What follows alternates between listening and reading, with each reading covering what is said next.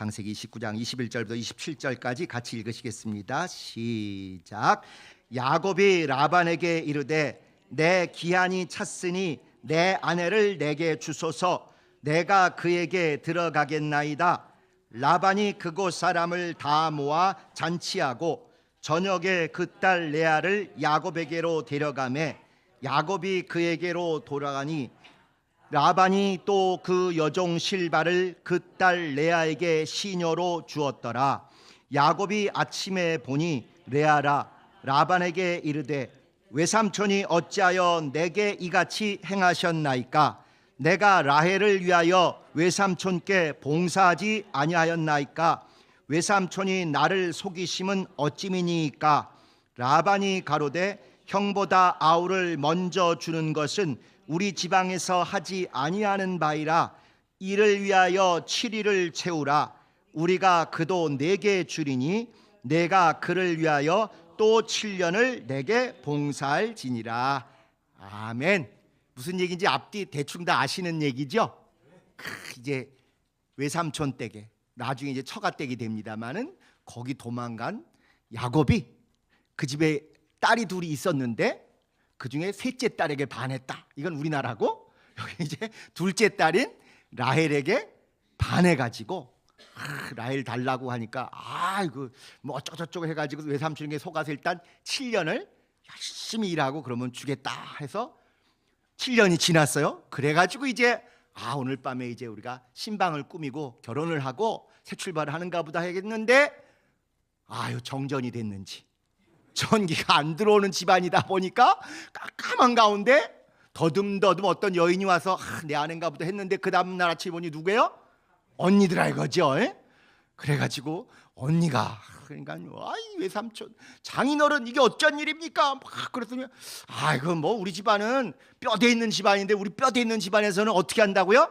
동생 먼저 안 보내고 반드시 서열순으로 간다. 그러니까 이게 낚인 거죠. 그래도 이렇게 얘기가 다르지 않습니까? 저 동생 주기로 하신 거 아닙니까? 주긴 줘야 되는데 그 어떻게 한번 계약이 한번 끝났는데 이거 또 하려면 뭐가 있어야 되지 않느냐. 이래가지고 결국 7년을 더 낚여서 봉사를 했어요. 봉사라는 말 아시죠? 무보수로 그냥 착취를 당했어요. 그리고 나서도 나중에 한 푼도 이제 나중에 부인이 넷이 됐지 않습니까? 그런데도 가진 재산은 아무것도 없으니 또 6년을 더해서 20년을 노력 봉사를 하고 그 다음에 나중에 여차해서 큰 부자가 되고 나오게 된 그런 전반전 이야기입니다. 제목이 뭐예요? 뛰는 야곱 위에 나는 라반. 이 어떤 사람은 나르는 라반이지 왜 나는 라반이냐? 이게 왜냐하면 나이가 좀 드신 분들은 나르는 원더우먼을 다 기억하시는 거야. 옛날에 원더우먼 아시죠? 그래가지고 이게 나르는 원더우먼 이게 입에 뱉는데 이건 맞춤법이 틀린 것입니다.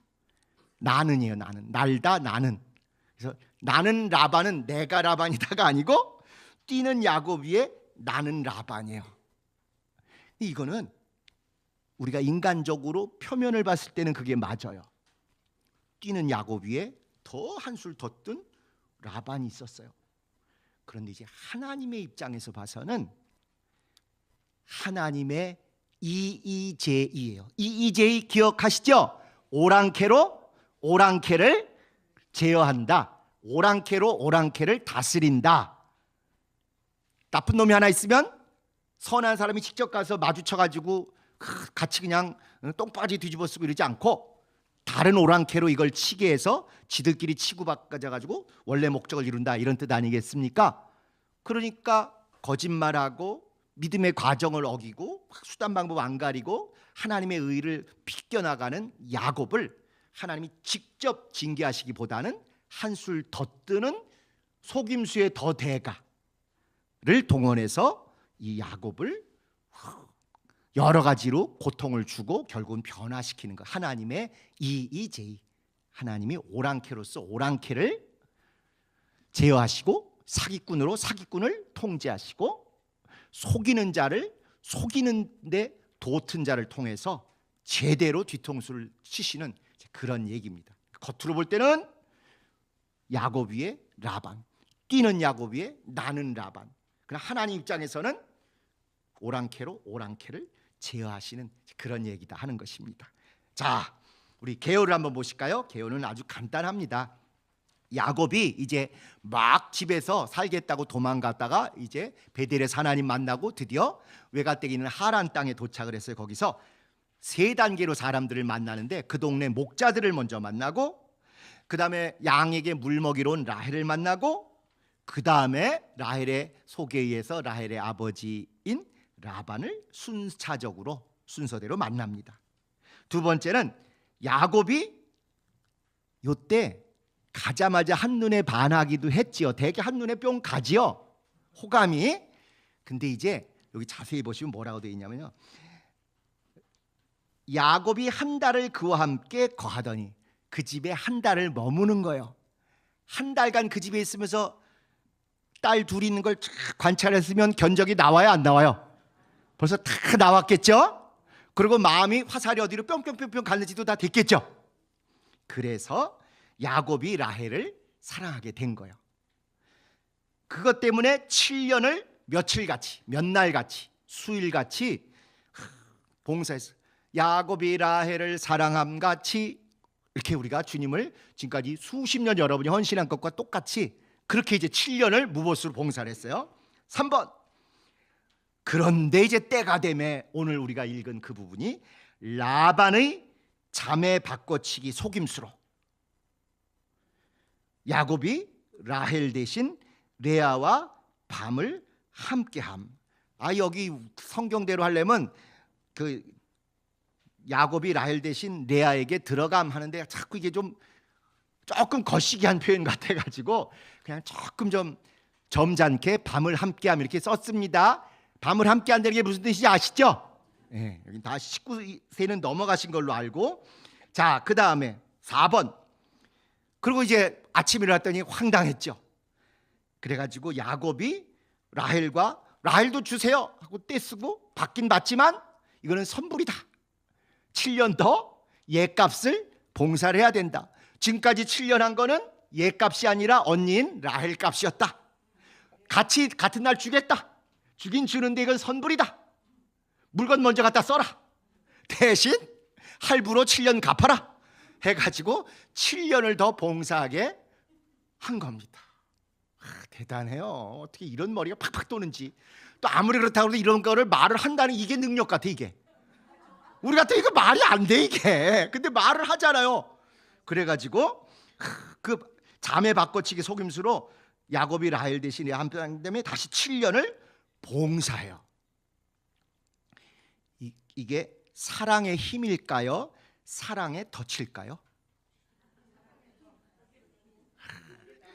이게 또 은혜로운 분은 사랑의 힘이라 그러는 것이고, 연속곡을 많이 보신 분들은 사랑의 덫이라고. 야곱의 입장에서 보면 사랑의 힘이고, 라반의 입장에서 보면 사랑의 덫이고, 이렇게 항상 양면으로 입장 바꿔 생각해봐, 이렇게 보셔야 되는 거예요. 소녀처럼 맨날 그냥 사랑의 힘이, 이렇게 하시면 인생을 우리가 반쪽만 보는 것입니다. 자, 5번을 보시면 그렇게 해서 결국 그 다음에는 야곱의 사랑을 받은 라헬과는 달리 사랑을 받지 못하는 레아에게는 하나님도 외면하시기에 오히려 균형을 맞추시기 위해서 4명의 아들을 주시는 거예요. 물론 이제 다음 시대에 가면 또 다음 라운드에 가서 결국은 더 12명이 되도록 8명을 더 주시지만, 일단 첫 라운드에서는 레아에게만 연속해서 아들 넷을 탁 주셔요. 레아 어깨 뿜뿜했겠죠? 그렇지만 아들이 있어서 빵빵하지만 남편의 얼굴은 저쪽으로 돌아가 있으면 또 굉장히 이것도 아주 막 괴로웠을 것 같긴 해요. 경험이 있으신 분들은 뭐 아실 것이지만은 하여튼 그렇습니다. 이게 이제 개요예요. 자, 질문을 한번 보시죠. 질문. 이게 야곱과 에서를 낳은 아버지 이삭도 그 종을 대신해서 이 집에 보내가지고 엄마인 리브가를, 부인을 데리고 왔잖아요. 근데 그때 이삭이 직접 갔나요? 종을 보냈나요? 종을 보낸 거 기억하시죠? 다메섹 출신의 종 엘리에셀이라는 사람을 보냈어요. 그러니까 한번 생각해 보세요. 왜? 아니 무슨 아무리 조선시대라고 그러지만 얼굴도 안 보고 그렇게 막 종이 가서 데리고 온 여자하고 그렇게 하는 것도 그 좀 이상하지 않습니까? 멀리서라도 봤었어야 되는데 그 왜 이삭이 안 가고 종을 보냈을까요? 물론 성경에 이래서 이렇다라고는 나와 있지 않아요. 근데 이제 우리가 항상 염두에 두실 게 이삭의 신앙의 제일 큰 사건은 뭐예요? 아버지가 자기 죽이려고 했던 거. 분명히 아버지 믿음에서는 내 아들을 주님이 명하신 대로, 하나님 명하신 대로 바치겠습니다 하고 여행 3일길을 데려가서 그래서 바쳤잖아요. 진짜 칼이 이렇게 꽂히기 직전에 하나님이 멈추셨죠. 그러면 이삭은 아버지 얼굴 볼 때마다 또 아버지가 야 여행 가자 하면 어떤 생각이 들었겠어요? 또 죽나? 또 아버지가 발동하셨나? 그런 트라우마가 있는 거예요. 우린 남의 얘기니까 이게 그냥 쉽게 독자를 바친 아브라함의 믿음 이러지만 입장 바꿔 생각해 보세요. 우리의 자식들이, 우리의 자손들이 왜 우리가 원하는 것만큼 충만하고 막 교회 와서 크게 기도하고 이게 잘 안 됩니까? 누구 탓이에요? 우리가 잘못했던 거죠. 그렇다고 우리가 악을 행한 건 아니잖아요. 진짜 주님을 위해서 또 교회를 위해서 먼저 그의 나라와 그의 일을 구하겠다고 열심히 했지만 아이들의 마음이 어떤지는 전혀 헤아리거나 추측마저 하지 않은 채 내버려 두고 그냥 집에 오면 엄마 안 계시고 혼자만 그냥 밥 찾아 먹고 기껏해야 뭐 전화해서 짜장면 시켜주고 이렇게 했기 때문에 교회 와서 안 갈 수는 없지만 나도 교회가 신나고 교회가 좋고 나도 엄마 아빠처럼 교회 가서 충만하게 이렇게 하고 싶다는 마음이 의외로 많지 않았잖아요. 게다가 우리의 경우는 개혁하면서 겪었던 그 참담한 그 현실까지 아이들이 눈으로 직접 보고 또 몹쓸 사람들이 아이들에게 더 일부러 독초를 뿌리고 다 막 아이들을 조롱하고 이런 걸 겪으니까 그 트라우마를 어떻게도 참 다시 회복하고 주님 앞에 오게 하기가 쉽지 않죠. 이삭도 마찬가지입니다. 그래서 아마 여행, 너 멀리 여행 같이 좀 가자 또는 여행 가서 뭐 하자 그러면 덜컹했을 것 같아요. 이번엔 어디서 죽이시려나? 이번엔 어떻게 죽이시려나? 그러니까 아마 여행도 부담을 느끼고 또 신앙 열심히 하느냐 먹고 먹는 게 남는 거다 이런 속담 아시죠? 세상 사람들의 잠언입니다. 먹는 게 남는 거야. 여행 가면 사진밖에 남는 게 없어. 먹는 게 남는 거야. 이게 이제 교회 안 다니시는 분들의 잠언입니다. 그러니까 오죽하면 사도 바울도 네 배가 네 우상이다 그러잖아요. 요새 뭐 먹방이 최고 아닙니까? 먹방, 먹방, 맛집 투어 이런 것처럼 이제 그래서 이삭도 비슷하게 이 라반의 집에 갔는데 이삭이 직접 안 가고 다메섹 종 엘리에셀을 보내서 리브가를 데리고 오게 됩니다. 핵심은 이삭의 아내 리브가도 야곱의 아내 라헬도 이렇게 계속 우물에서 꼭 왜 만나냐? 우물에서 우리로 치면 홍대 앞이나 이태원이나 강남역에서 왜 꼭 만나냐 이거요.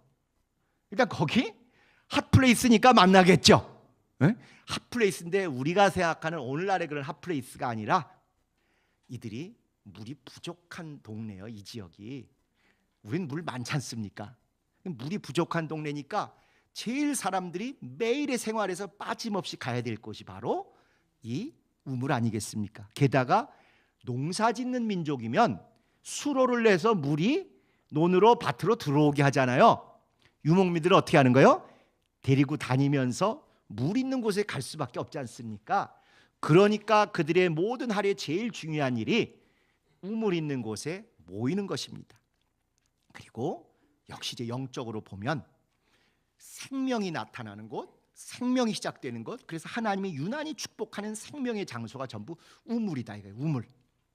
그러니까 예수님께서 나는 생명의 떡이다도 하시지만 나는 생명의 물이다, 생수다 이런 말씀을 하시는 것입니다. 물이 부족한 곳이니까 생수하는 순간 그들은 우리보다 훨씬 더 아주 사모함과 감동이 크게 오는 거죠. 그래서 이렇게 중요한 데마다 우물가에서 여인을 만나기도 하고, 특히 이제 지난번에 한번 잠깐 말씀드렸습니다만 왕위를 세울 때도 심지어 우물 있는 데서 물을 붓고 기름 붓고 해서 왕을 세우는 그런 일까지 있는 거예요. 우리나라 같으면 어디서 만나서요? 조선시대 때 여자 만나려면 우리는 우물이 아니고 빨래터, 낮엔 빨래터, 밤에는 방앗간, 물레방앗간. 다 하시면서 모른 척 하시는 거 봐요. 참, 저같이 젊은이도 아는데. 이게 다 그 나라마다 문화에 맞게 하나님이 영적 사건들을, 그 문화들을 도구로 사용하셔서 이렇게 쫙 역사에 나가시는 거죠. 자, 그 다음에 2번, 야곱이 알력이 부족한 레아보다 곱고 아리따. 우물 얘기 하나만 더 해드릴게요. 우리는 우물이 물이 많으니까 그냥 두레방 내려가지고 이렇게 하면 금방금방 올라오잖아요. 그러니까 자꾸 성경에 나오는 이스라엘의 우물도 그러는데 그렇게 물이 많지 않다니까요. 한 20m, 어떤 건 30m를 내려가야 돼.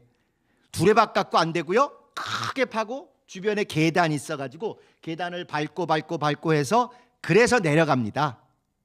또 어떤 데는 이게 뭐 짐승들이 거길 더럽히거나 다른 게 가지 않도록 그 입구를 돌로 또 막아놔요. 그러니까 혼자서 못 움직이는 거예요. 그러니까 목자들도 한두 사람 있을 때는 안 하고 다 시간이 대충 비슷할 때 모이면 그때 단체로 그 우물을 돌을 옮기고 또 내려갈 땐 내려가고 해가지고 물을 길어오게 하는 거예요. 그러니까 지난번에 리브가 할 때도 물 한번 길러 내려갔다 왔다 할 때 20분 30분 걸릴 수 있어요. 게다가 무거운 물을 들고 올라오는데 그에게 나 물 좀 달라 했더니 무엇까지 하길 기대했어요? 약대들도.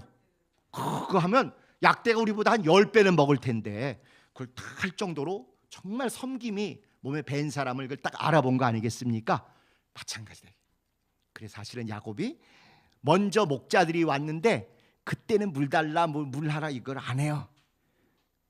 라헬이 오니까 딱 보고서 마음이 꽂힌 거예요. 그 다음에 일부러 이 다른 목자들 먼저 싹 가게 하고 둘만 남으려고 꼼수 부리는 게 또 나와요.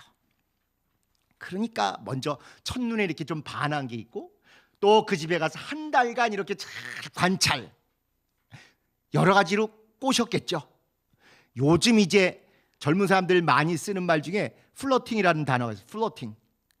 꼬리치고, 남자도 꼬리치고 막 이렇게 좀 살살살 덫을 파고 추파를 던지고 이런 걸 한 결과 이제 그들이 참 마음이 맞았던 거죠. 그런데 레아에 대해서는 알력이 부족하다 그러고 라헬은 곱고 아리따운 이 표현을 해요.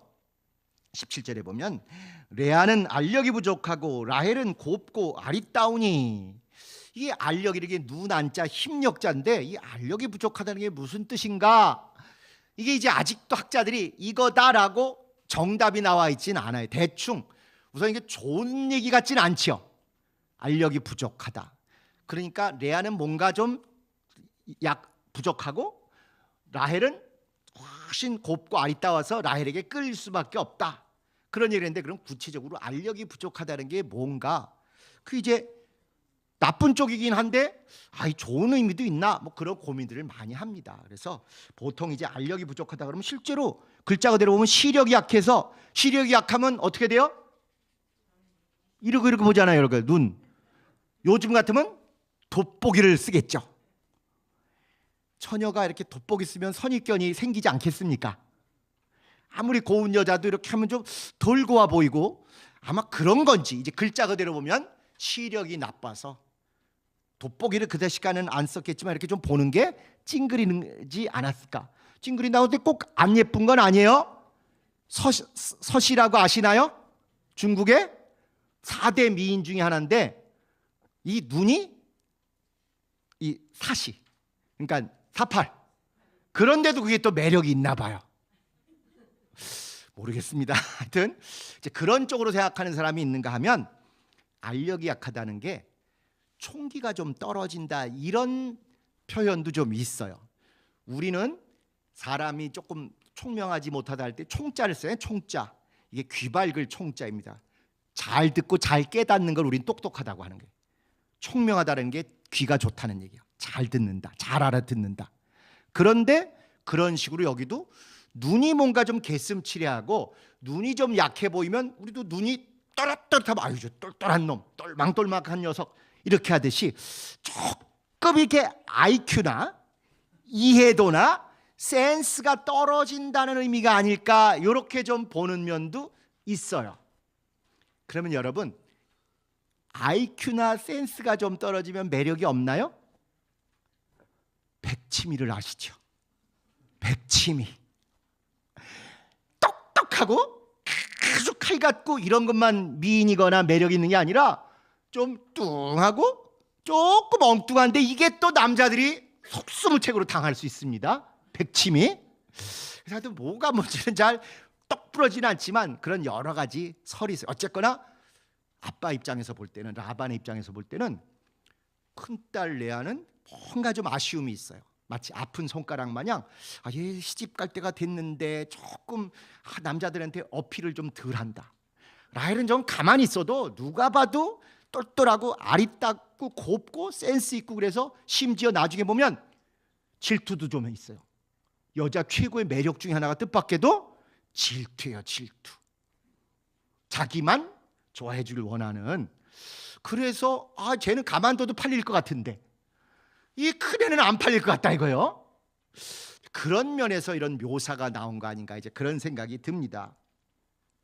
자, 3번. 야곱이 두 번에 걸쳐 한 7년 봉사의 의미는 아까 말씀드린 대로 일단 라반에게 당하는 거예요. 라반에게. 이게 첫 번째 제 잘 팔리는 이게 자꾸 사람을 팔린다 뭐 이런 용어 써서 죄송하긴 한데 누가 알아도 잘 데려갈 라헬이 먼저 가면 이 큰아이 레아는 두고두고 집에서 그냥 있을 수도 있겠다. 끼워 팔기도 있는 판에 이게 어떻게 기회가 됐을 때 한번 얘를 먼저 하지 않을까? 라반 입장에서는 그런 생각이 충분히 있을 수 있어요. 그런데 야곱 입장에서는 하나님이 야곱에 대해서는 이 녀석은 진짜 뭔가 좀 고치고 뭔가 좀 연단하고 뭔가 좀 두드려 패서 사람 만들어야 되겠다는 생각이 드시지 않았겠습니까? 그러니까 아까 얘기한 대로 사랑의 힘으로 버티고 버텨서 7년 또 6년 이렇게 했지만 라반의 입장에서는 사랑의 덫으로 요 놈을 잘해서 내가 2번 울거먹을 수 있겠다. 아마 그 마음도 있었던 거예요. 왜냐하면 라반은 일관되게 쭉 보면 재물을 이렇게 뜯어내는데 탁월한 재주가 있어요. 기억하시는지 모르지만 자기 누이 리브가를 그 이삭에게 시집 보낼 때도 처음에 보고 뭐 때문에 눈이 뿅뿅뿅 하고 나왔대요? 금고리, 금팔찌, 그 다음에 벤츠보다 더 좋은 리무진, 약대 이런 거에 눈이 갔다 그랬잖아요. 그래서 제일 먼저 항상 관심이 약대 어떻게 할 거냐, 약대 먹을 것도 있다, 약대 숙소도 있다. 차에 그냥 간 거예요. 차에 뿅 가는 거예요. 나중까지 라반이 변함없이 어제나 오늘이나 동일하게 보여준 건 다 이 돈 욕심, 물질 욕심, 재물 욕심입니다.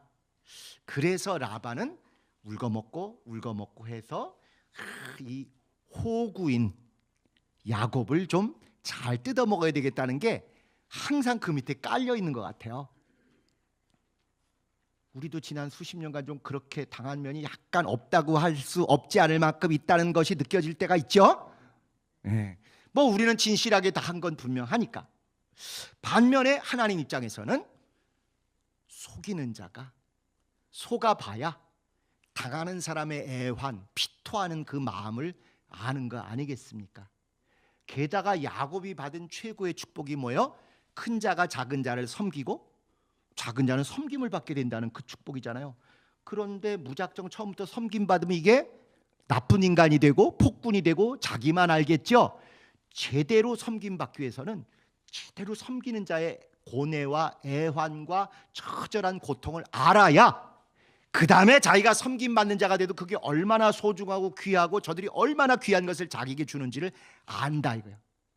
우리 주 예수 그리스도께서 만왕의 왕이시고 모든 창조의 으뜸이 되신데도 불구하고, 섬김 받으시기 합당하신데도 불구하고 처음부터 다 나 섬겨 이르지 않으시고 이 땅에 오시되 섬김을 받으러 오신 게 아니라 섬기러 오셨죠. 진짜 죽기까지 우리를 위해서 그분이 섬기셨기 때문에 그 섬긴다는 게 얼마나 소중하고 아름다운지도 아시고, 그분이 섬김을 받으시지만 우리같이 연약한 자들이 그분을 섬긴다는 걸 굉장히 중요하게, 소중하게, 아름답게 생각해 주시는 것입니다.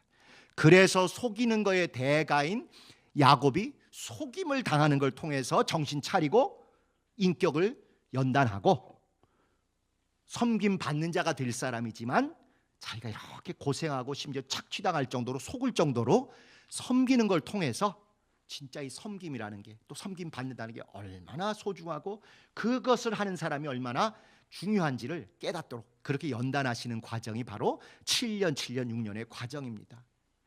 요즘 주보에 광야의 신앙 이래가지고 지금 1, 2, 3이 있고 4번까지 나오는데요, 진짜 제목부터 딱 우리에게요. 앞에 민낯과, 오늘 제목이 뭐죠?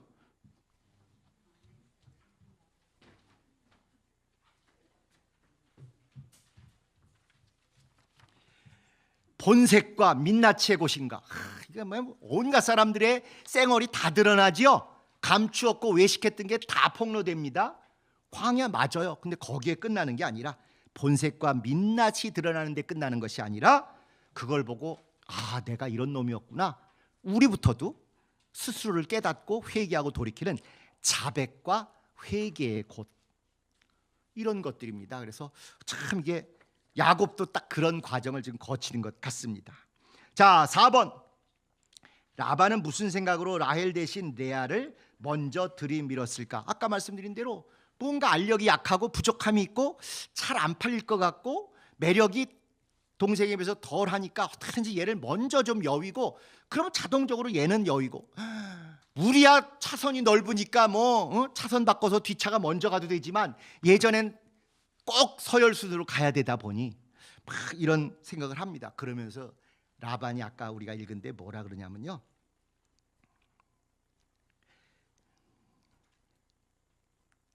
라반이 가로되 26절에 형보다 아우를 먼저 주는 것은 우리 지방에서 하지 아니하는 바다. 우리 집안은, 또는 우리 지방은 형보다 아우를 먼저 주는 거 없어. 무조건 나이 순으로 가는 거야. 이렇게 얘기를 합니다. 굉장히 어찌 보면 그 당시 윤리나 문화에는 맞는 얘기일 거예요. 그런데 이걸 통해서 윙윙윙윙 염두에 두고 울리는 다른 성구가 있는 거예요. 야곱이 받은 축복은 뭐예요? 형이 동생을 섬길 것이다. 동생이 형보다 앞설 것이다. 동생이 형보다 더 높이 될 것이다. 우리 지방에서는 이렇게 할 때, 너네 지방에서는 이게 그 안에 깔려 있고 그 안에 울리는 것입니다. 하나님이 우리로 하여금 두르라는 거예요. 세상적으로는 이렇게 되지만 신앙 안에서는 큰 자가 작은 자보다 뒤가 될 것이다. 형이 아우보다 뒤가 될 것이다 하는 그런 얘기죠. 그래서 이 하나님의 섭리는 큰 자가 오히려 뒤가 되고 작은 자가 앞이 되는 것이고, 세상의 질서는 작은 자는 무조건 뒤, 큰 자는 무조건 앞, 이렇게 되는 게, 그러니까 연공서열이라든가 또 가부장적으로 남자가 위 여자가 아래, 무조건 나이 든 사람은 높은 자리, 나이 젊은 사람은 낮은 자리, 우리가 과거 수십 년간 겪었던 그 모든 것, 세상에서건 교회에서건, 이게 이제 세상의 질서입니다. 그런데 하나님이 은혜 안에서, 섭리 안에서는 믿음이 있고 하나님이 특별히 뜻이 있어서 택하면 그를 우리가 존중하고 인정하고 그렇게 따라가는 거예요. 이제는 아마 우리가 앞으로 새로운 교육자들을 세우게 되면 40대 세워야죠. 또 60대 세우고 이러지는 않을 것입니다. 그러면 저희들도 그가 대표자가 되면 전적으로 인정하고 전적으로 앞세우고, 한 팀으로서 진짜 높고 낮음의 문제가 아니라 경쟁은 딱 하나예요. 누가 더 진실하고 열심히 할 것인가. 그러면서 나만 독주하는 게 아니라 함께 팀으로 가는 이런 것을 하는 게 아마 우리 개혁교회가 이 고비들을 넘고 나서 해야 될 본격적인 우리의 모습이라고 생각합니다. 그래서 라반은 무슨 생각으로 라헬 대신 레아를 먼저 뒤밀었을까? 우리 집안에서는 무조건 나의 순이다. 그리고 얘가 잘 지금 어려우니까 얘 먼저다. 이런 생각을 많이 했을 거예요. 그러면 라반이 그런 얘기 생각했으면 5번 라반의 자매 바꿔치기에 대해서 당사자들은 어떤 생각을 했을까? 당사자. 우린 야곱 항상 주인공 중심으로만 생각하는데 앞으로는 주인공 말고 조연, 악역, 심지어 저 들러리로 있는 분들의 마음, 애통함, 그들의 섭섭함도 헤아려 주셔야 될 것 같아요. 우선 라헬 어땠겠어요? 와, 황당했겠죠. 아침에 보니까 천막에서 자기 이분이 나오시는데 옆에 누가 있어요? 언니가 있는 거예요. 언니가. 아, 이게 그냥 글자로만 보이시는가 보네. 이게 정말 눈이 확 돌아갈 사건 아닙니까? 그리고 남편은 아직 자고 상황을 잘 모르고 말이에요. 어쩔 줄 모르고.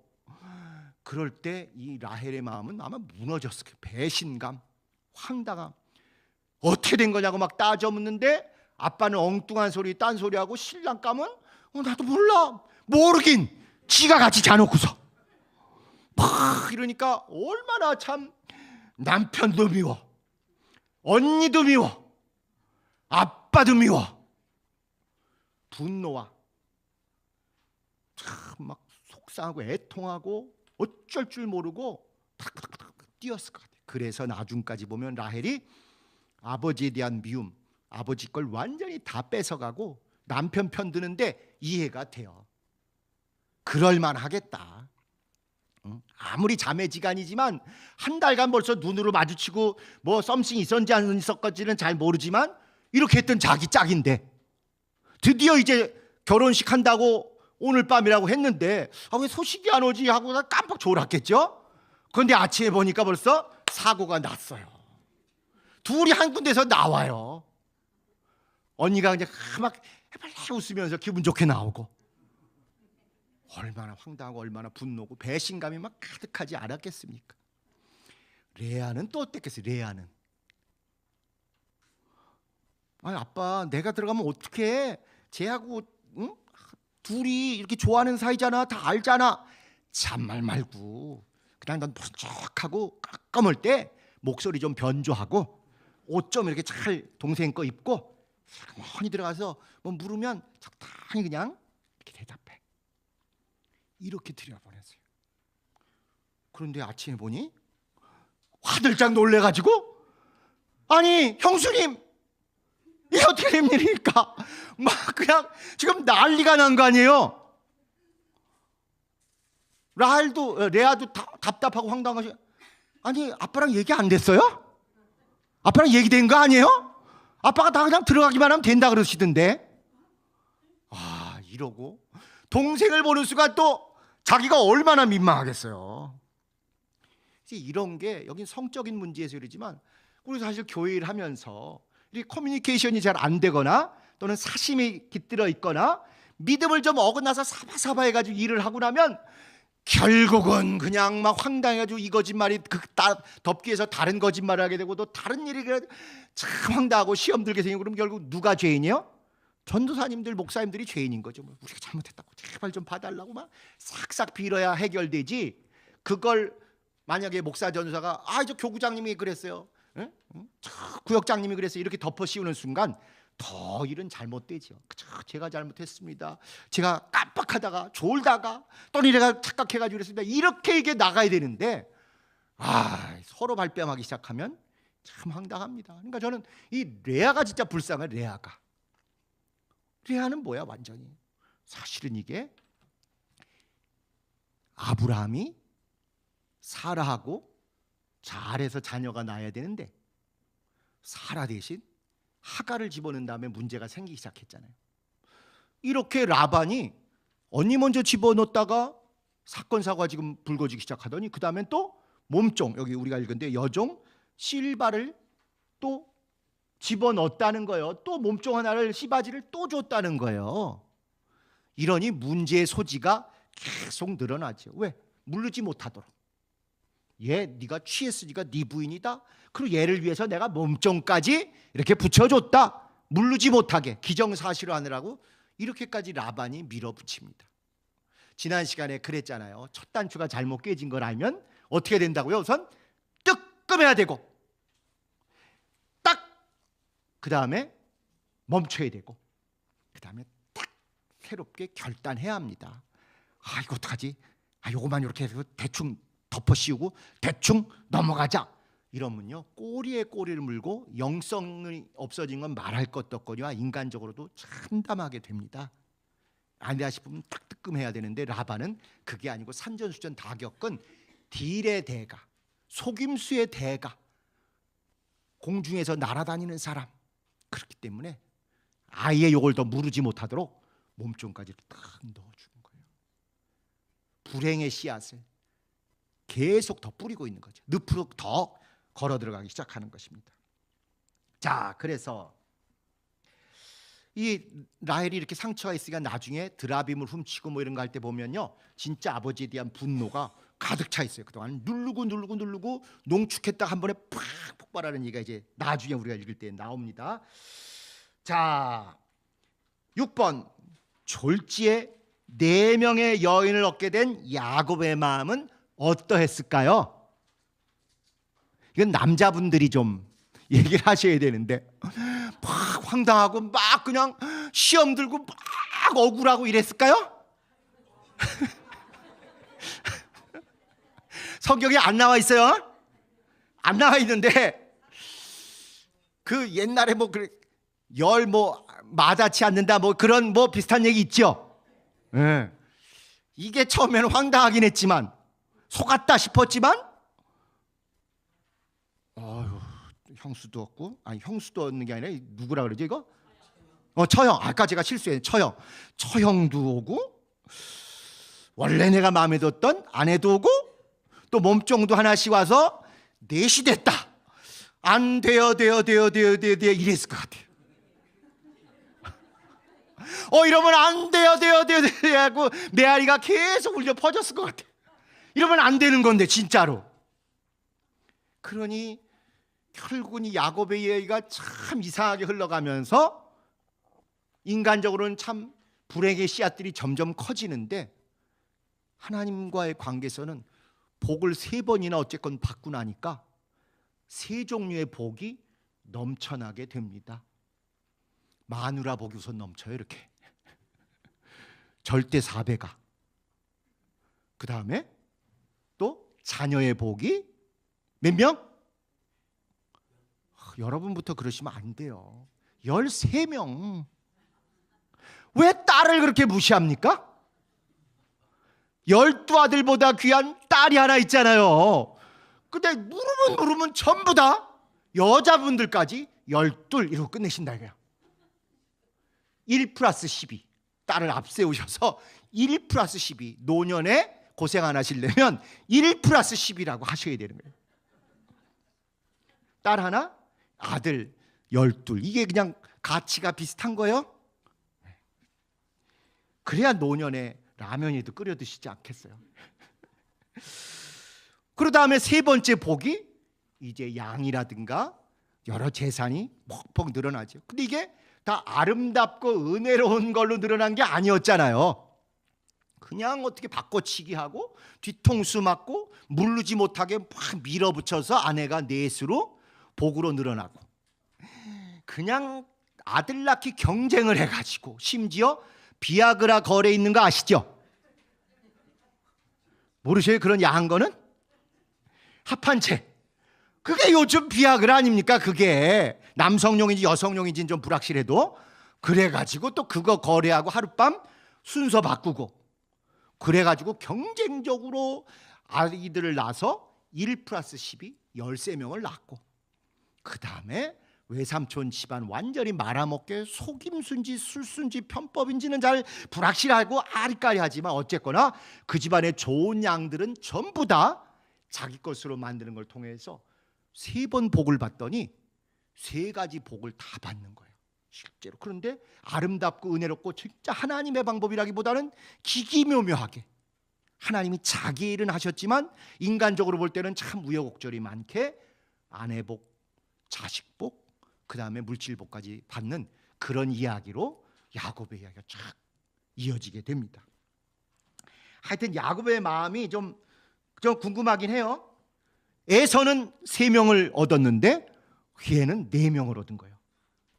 에서는 처음에 쌍둥이로 헷 여인 헷족속 2명 얻었다가 아버지가 믿음 있는 유대인들 안 얻고 이방 여인 가나안 여인 얻었다고 뭐라 그러니까 기껏 얻은 게 또 이스마엘의 딸 해서 3명인데 뛰는 에서 위에 나는 야곱 그래가지고 4명을 얻은 거예요. 4명을.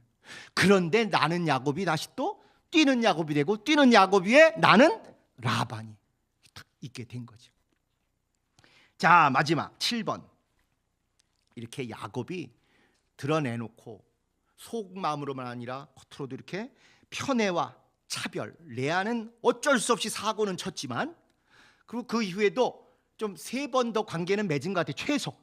그러니까 아들이 4번 낳은 거 보면 최소 4번은 사고가 있었던 거죠. 아닌가? 잘 모르시나? 어쨌건 뭐 그렇게 했는데 라헬에 대한 마음은 식지 않고 계속 자기가 연모하고 있으니 야곱의 편애와 이런 차별에 대해서 하나님의 대응은 무엇인가? 벌써 이렇게 차별과 편애 이런 게 있으면요, 그게 분란의 씨앗이 되죠. 우리 흔히 자식들 놓고 절대 뭐 하지 말라 얘기 들으신 거 있잖아요. 우리가 또 훈계하는 거 뭐 하지 말라? 서로 비교하지 마라. 누구는 뭐 잘하는데 넌 왜 이거 못하냐. 결국 비교를 한다는 얘기는 뭐야? 누구를 더 좋아하고 누구하고 더 가깝고 누가 더 마음에 있고 이런 거 아니겠습니까? 이 비교, 편애, 질투 이게 원죄에 있지 않습니까? 하나님이 왜 선악과 못 먹게 하냐? 하나님이 하나님만 혼자 하나님 되시고 우리는 하나님같이 못되게 하려고 그런다. 이런 마음이 은연중에 인간에게 있는 것입니다. 그러니까 적어도 우리가 신앙인이고 신앙의 부모라면 가장 주의해야 될 것 중에 하나가 남자만 좋아하는 여인, 아들만 좋아하는 여자분들 회개하셔야 됩니다. 딸바보인 남자들 역시 회개하셔야 돼요. 저는 둘 있어서 균형이 맞을 줄 알았는데 이거 조절이 안 되더라고요. 있을 때 그냥 해볼래 넘어가더라 이거예요. 넘어가요. 그러니까 편애, 차별이건요, 불행을 신앙 안에서도 계속 씨를 뿌리는 것과 똑같아요. 그러니까 하나님이 결국은 출산으로 균형을 맞춰주시는 거예요. 야곱의 마음은 라헬에게 항상 있고 라헬 볼 때 표정하고 레아 볼 때 섬뜩할까 하고 이게 딱 나타나니까 하나님은 오히려 그 얼굴을 라헬에게 돌리시기보다 레아에게 돌리셔서 창세기 내내 가장 중요한 하나님의 특징이 태를 열고 닫으시는 하나님, 생육하고 번성케 하시는 하나님이 가장 하나님다운 축복을 사랑을 받지 못한 레아에게 주셨습니다. 그래서 내 아들을 먼저 이렇게 딱 주신 거예요. 여기는 전혀 아이가 안 태어나고 그 다음 장에는 이제 그래가지고 어떤 또 우여곡절 사건 사고가 있는가가 나오겠죠. 여러분 요즘 젊은 사람들 하는 놀이 중에 텔레비에도 가끔 나오는데 밸런스 게임이라고 혹시 아세요? 밸런스 게임? 선택을 뭘 할 거냐 물어보는 거예요. 얼굴은 차은우인데 키는 150cm짜리 남자가 좋으냐? 얼굴은 박명수인데 키는 185cm짜리 남자가 좋으냐? 밸런스 게임. 이 두 개 중에 누구 택할래? 이런 거 묻는 거예요. 여자분으로 치면 김태희 얼굴에 집에 빚이 100억. 그 여자분들 함부로 누구 얘기하는 제일 그래도 그냥 박나래 얼굴에 재산이 100억. 너 누구 택할래? 인생을 살아보신 결과죠. 젊어서는 그게 안 된다니까요. 그 참, 그러니까 이런 걸 이제 밸런스 게임이라 그래요. 차은우 아시죠? 차은우 얼굴에 키가 150cm, 박명수 얼굴에 키가 185cm. 여자분 보고 택하라는 게 누구? 그럼 대개다 차은우 얼굴 하다가 키 때문에 고민을 하더라고요. 여자분들, 남자가 여자 고를 때도 역시 이런 거죠.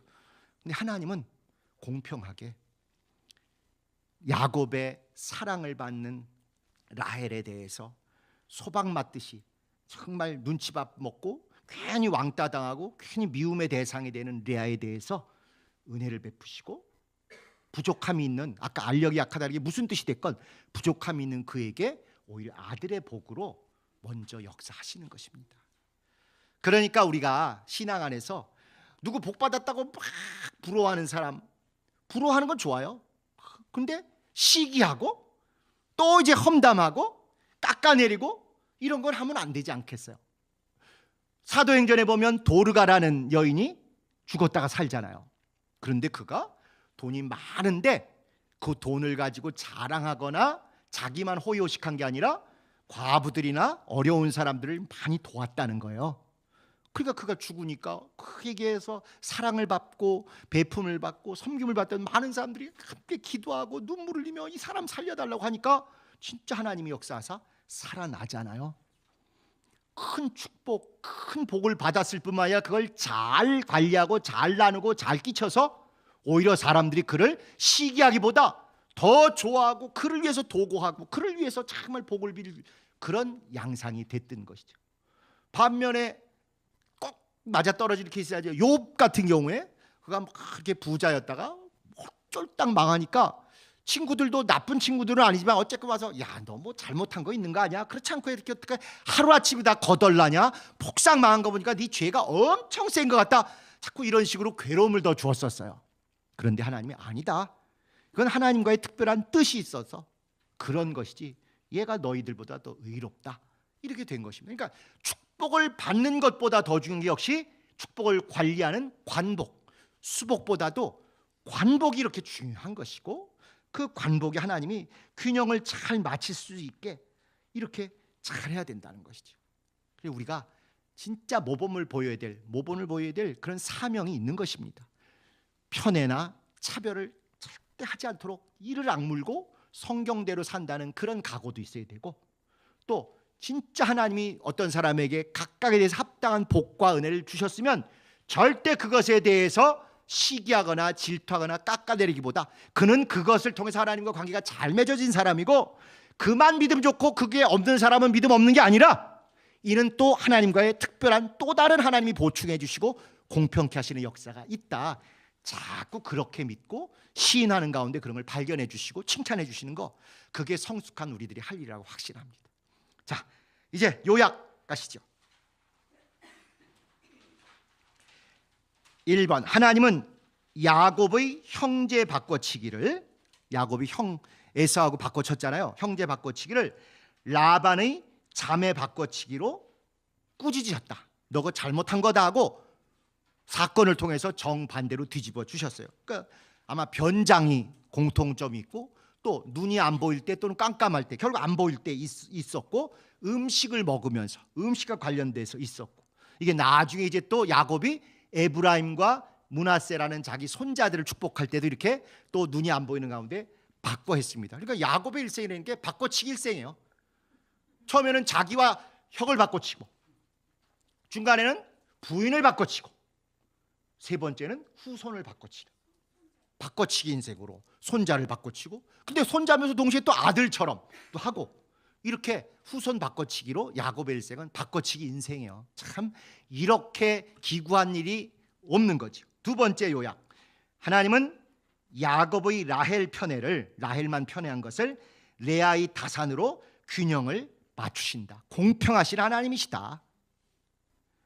세 번째는 하나님은 나중에 섬김 받을 자 야곱을 우선 이 외삼촌 나는 라반 밑에서 섬기는 자로 훈련시키셨다.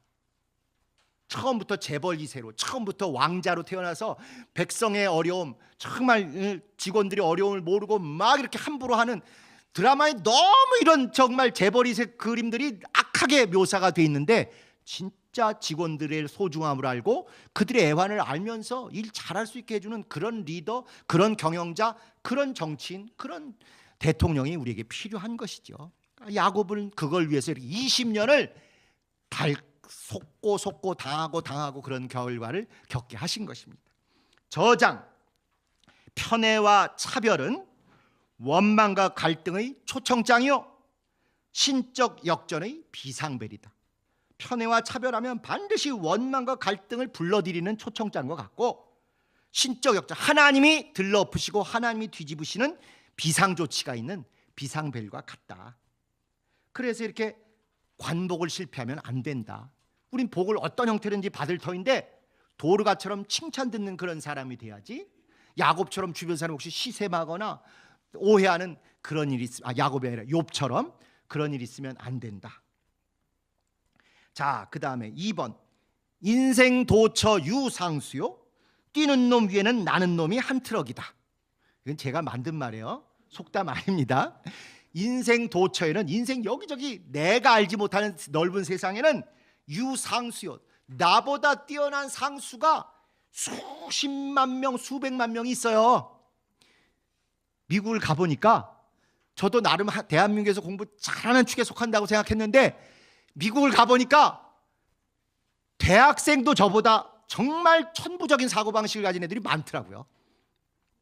그 도서관에 딱 써서 거기 사람들 논문 쓴 걸 보니까 입이 쩍 벌어져가지고 기가 막히고, 박사과정 학생들 공부하는데 수업에 들어갔더니 하버드대에서 박사학위를 받은 교수가 학생에게 뭘 물어보더라고요. 몰라가지고. 왜 물어보는가 했더니 그 학생은 유대인이에요. 하버드 대학에서 구약학으로 박사학위를 받은 굉장히 유명한 교수가 성경 본문이 원어로 히브리어로 어떻게 되어 있는지까지 다 외우는 건 아니니까 걔한테 물어보더라고요. 야, 여러분 히브리 원어로 어떻게 되어 있냐? 그러니까 걔는 잘 외워.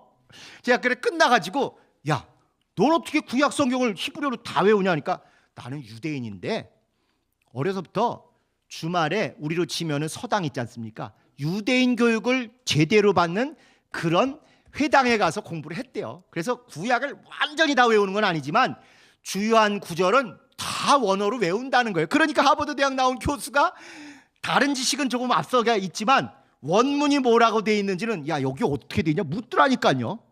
우리로 치면 서울대도 그런 일이 있어요. 서울대 국문학과에서 뭐 이렇게 한시 이런 거 하다가 딱 맥히면 교수님이 저쪽에 내고, 야, 이거 한시 어떻게 돼 있는 거냐? 그러면 걔가 잘 왜? 걔는 청학동에서 왔거든. 어려서부터 아주 그냥 훈장님 밑에서 한문으로 쩔은 애가 있대. 이렇게 인생 도처 유상수예요. 지금은 박사학위를 안 받아도 정말 덕후라는 거 있지 않습니까? 오닥구. 한 가지를 막 파는 사람들이 많아가지고 오히려 제도권에서 공부한 사람 못지않게 더 뛰어난 사람들이 도처에 많습니다.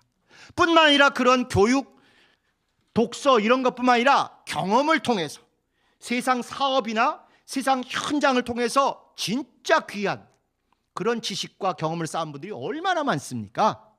그래서 인생 도처 유상수라, 상수들이 넘치게 있다 이거야. 그리고 뛰는 놈 위에 나는 양반이 한 트럭이야, 한 트럭. 겸손은요, 그래서 성품이 아니고 지식의 양의 지식. 이런 세상이 있고 이런 사람들을 만나보면 겸손하지 말래도 겸손해요. 그 김수희 가수의 노래 그 유명한 가사가 있잖아요. 그대 앞에만 서면 난 왜 이리 작아지는가. 나를 작게 만들고 나를 쪼그러들게 만들고 겸손하게 만드는 사람이 우리 주변에 도처에 많습니다. 그런데 우리는 우리 과거의 설교자가 세계에서 제일 성경을 잘한다, 설교를 제일 잘한다 이런 거에 시골이니까 그게 통하네. 시골이니까 큰 바다에 나가보질 않았기 때문에, 고수를 만나보지 않았기 때문에, 대가를 만나보지 못했으니까 시골 학교에서 자기 반에서 1등하면 자기가 세상에서 공부 제일 잘하는 줄 알아요. 그렇죠? 그런데 읍내만 나가봐도, 도내만 나가봐도 100등 안에 들기가 어려워요. 그런데 그 도에서 공부 제일 잘했던 애들이 모이는 데가 저 관악산 밑에 있는 학교거든요. 거기 가서 특히 여러 과중에 서울법대를 들어가 보면요, 이게 사람인가 괴물인가 싶은 놈들이 세고 셌어요. 저도 실제로 그런 경험을 했으니까. 두 놈 기억나는 놈인데, 걔는 뭐 저 공부 시간에도 안 들어오고 데모 안 들어오고 막 이래서 제가 노트 막 쳐가지고 치구니까, 야, 이번 시험이야, 너 수업 안 들어서 빵점 맞으면 학교 못 다녀. 그러니까 내가 정리해뒀으니까 이거라도 외우고 C라도 받아. 이랬는데 저는 B 받고 그놈은 A 받더라고요. 제 걸 보고 들어간대도. 진짜로 실화입니다. 이런 정도로 날고긴다. 자기가 자기 동네에서 자기 학교 전교 1등 아무 소용없어요. 구름 위에서 희희낙낙하는 사람들이 이렇게 있는 거예요.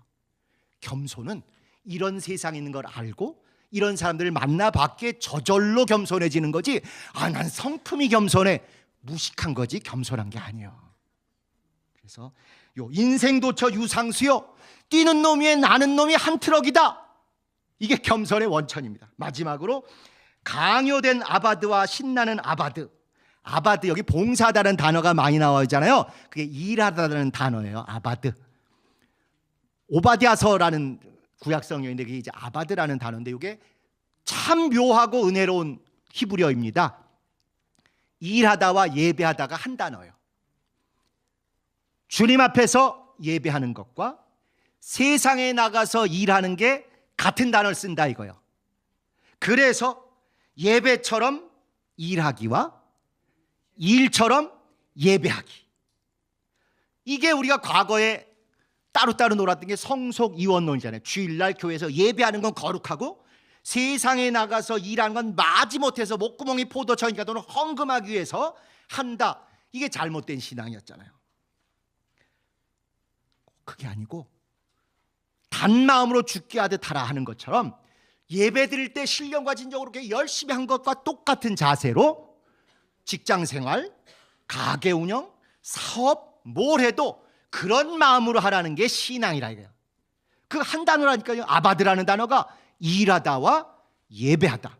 근데 이제 이걸 강조하니까 또 오해하시는 것이 내가 직장 가서 일했으니까 난 예배한 거다. 정말 답답해가지고. 예배는 예배대로 별도로 구분해서 드리는 거예요. 아까 계시록 얘기 잠깐 했습니다만 예배는 예배대로 드리고 똑같은 마음으로 일도 하라는 거죠.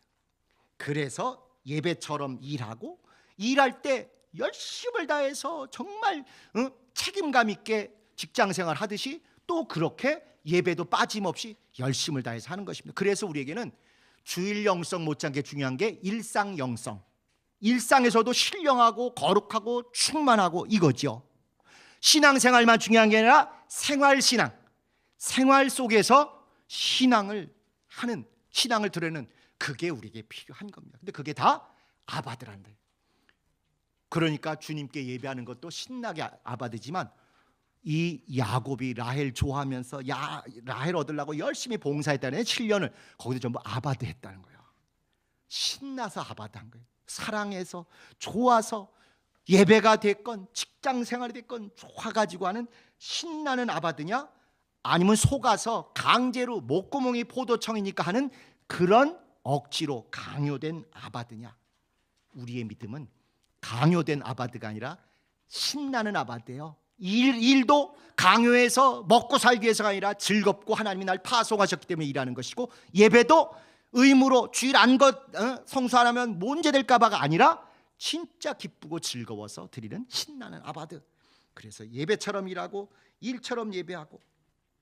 그런데 야곱은 가끔 이걸 편법으로 하고 꼼수로 하고 이러다 보니까 뒤통수 맞고 뒤집어지고 이렇게 했던 거죠. 자, 오늘의 마지막 퀴즈. 여기 아바드란 단어, 봉사다라는 단어, 일하다는 단어가 많이 나오는데 몇 번 나올 것 같아요? 완전하게 나왔는데 몇 번? 7번. 7번. 완전한 수준. 완전히 일주일 내내 직장 생활이 됐건 사회 생활이 됐건 교회 일이 됐건 이렇게 신나는 아바드, 충만한 아바드, 신앙생활과 생활신앙, 일상 영성과 주일 영성이 모두 다 성공하는 여러분 되시기를 예수 이름으로 축복합니다. 우리 주님 가르치신 기도하시고 마치겠습니다.